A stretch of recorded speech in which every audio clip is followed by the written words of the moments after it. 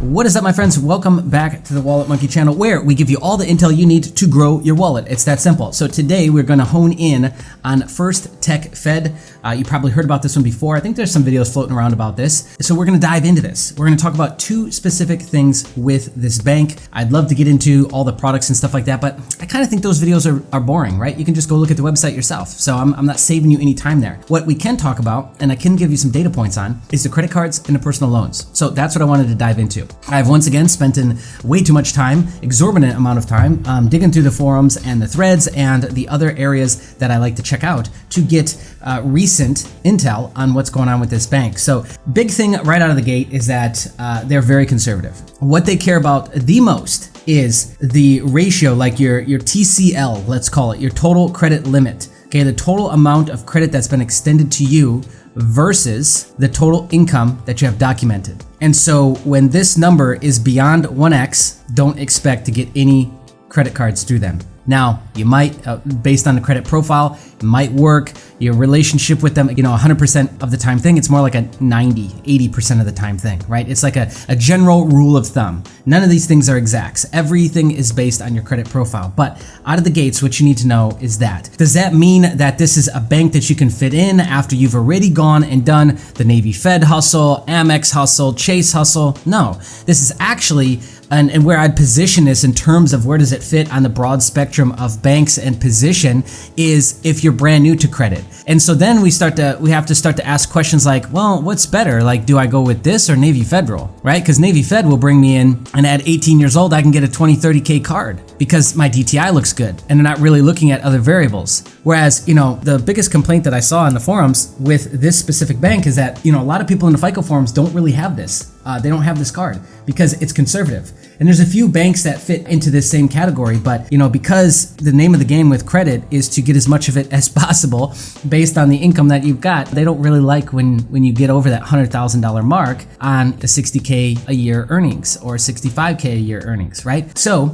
just know that up front. All right, so yeah, let's dive into this now. There is 4 primary cards and in a secured. We've got the World Elite, Rewards World, or let's just call it the World. We got the basic rewards, and then Platinum. And Platinum is probably just their low APR card. That's what it kind of looks like. Low APR. It doesn't have anything about balance transfers. So they tend to all do this, right? They've got like a travel card, they've got a high rewards card, then they've got a zero balance transfer type card, and then they've got, something that's maybe a low APR card, right? So we can compare them side by side in terms of rewards and points. The thing is you could really do your head in trying to figure out rewards points and what those equate to in terms of how many points per dollar if they count in points, and if it's a percent, how many percent equal a dollar, right? Because you have to kind of know that going in. A lot of people miss that point, and so they go in thinking that it's 1 point per dollar, 1% per dollar, right? And it doesn't really necessarily work like that. And sometimes even when it's 1.5% card, cashback card, like you got to look at what percentage that is based off of, right? Because sometimes it's just rolling quarterly,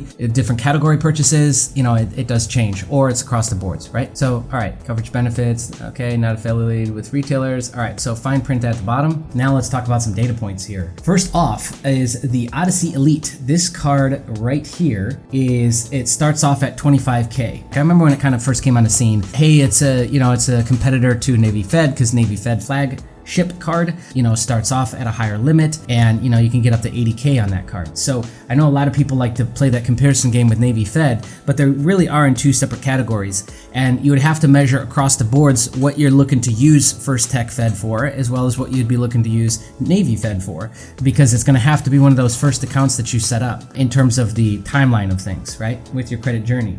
Choice rewards, so that would be this one right here, is a $10,000 minimum up to $35,000. And then this one, I don't think it has a minimum. I don't have notes on that. Okay, next, let's get into some data points here. Is they do one hard pull and it'll last 30 days. Because they're a very conservative bank, a lot of people start talking about double dipping. What double dipping is, you do one hard pull and you get multiple credit cards. That style and that approach is not going to work with a bank like this. So instead, you can still double dip, but here's how I'd suggest to do it. Do a hard pull on your credit card, get approved for that, and then come over here and get into like a personal line of credit. Line of credit is a lot better than a personal loan. Personal loan, I would say this all the time, is like one lump sum, whereas this personal line of credit is just access to when you need it. It plays better for actually being able to use it, right? Versus this over here.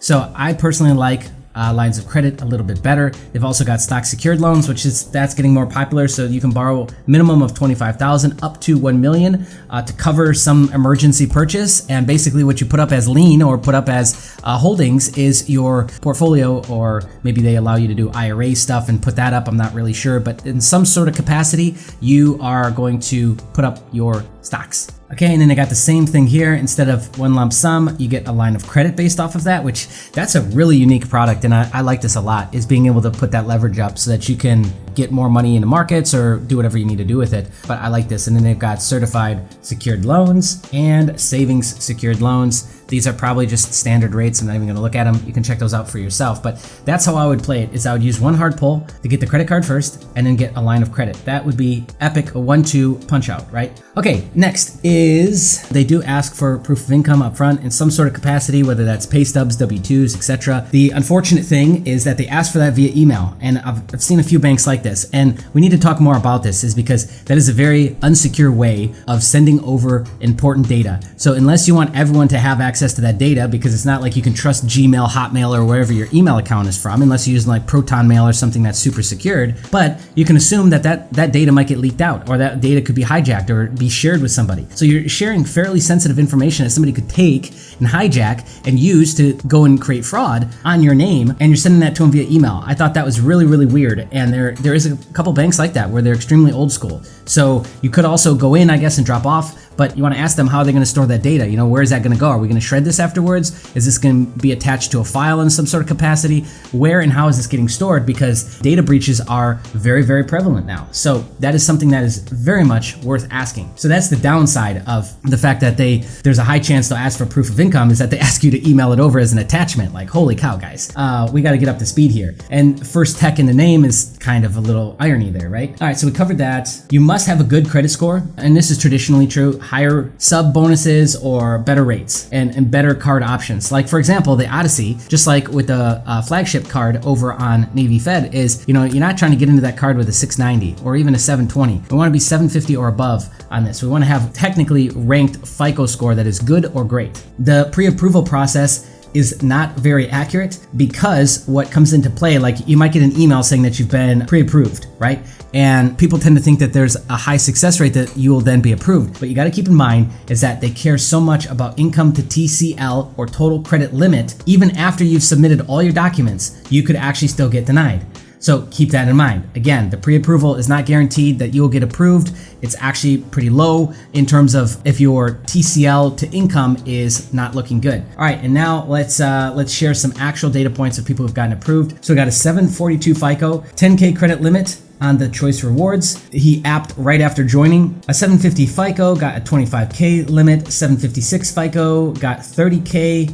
701 got 10K at 14%. Some of these I got APR, some of them I didn't. Also too, to kind of prove and nail home my point about how much TCL matters to them, is I'll give you two examples side by side, fairly similar reports, but one got approved and one did not. So here it is. A 730 with 7 inquiries and 6% utilization got approved. I did not get the average age on the accounts, by the way. And a 700 FICO score with 7 inquiries and 1% utilization was denied. Their average age on the accounts was just 18 months though. I don't know how much those factors really tend to matter. They don't, in comparison to the amount of income to TCL. I'm gonna run that home with you guys, because that really seems to be like the most important factor, more so than score, more so than utilization, more so than average age of accounts. Obviously, what they're gonna take into consideration, if in the last 2 years you've got 6, 7, 8 brand new accounts and your TCL to income is looking bad, then that's almost instant denial. And then the last thing to mention is the debate of, do I sign up and get into the ecosystem first or just get a credit card? Well, you have to sign up first to get a membership, and you can do that in the process of getting a credit card, like with most credit unions. So you're signing up for a membership while you're simultaneously trying to get approved for a credit card, right? So anyways, that's First Tech. That's the most recent data I've got for you. If you've got new data points or something else that I missed or didn't share, I'd love to hear from you in the comment section. Or if you just want to comment and support us, hit the like button. That helps us get up in the algorithms more, helps grow this beautiful community. I love you guys. Thank you so much for tuning in. If you're brand new here, shocker is that a lot of people watching these videos are not subscribed. Crazy, I know. So let's get you subscribed really quick. Hit the red button, hit the bell notification. Be on the lookout for more videos coming soon. All right, bye.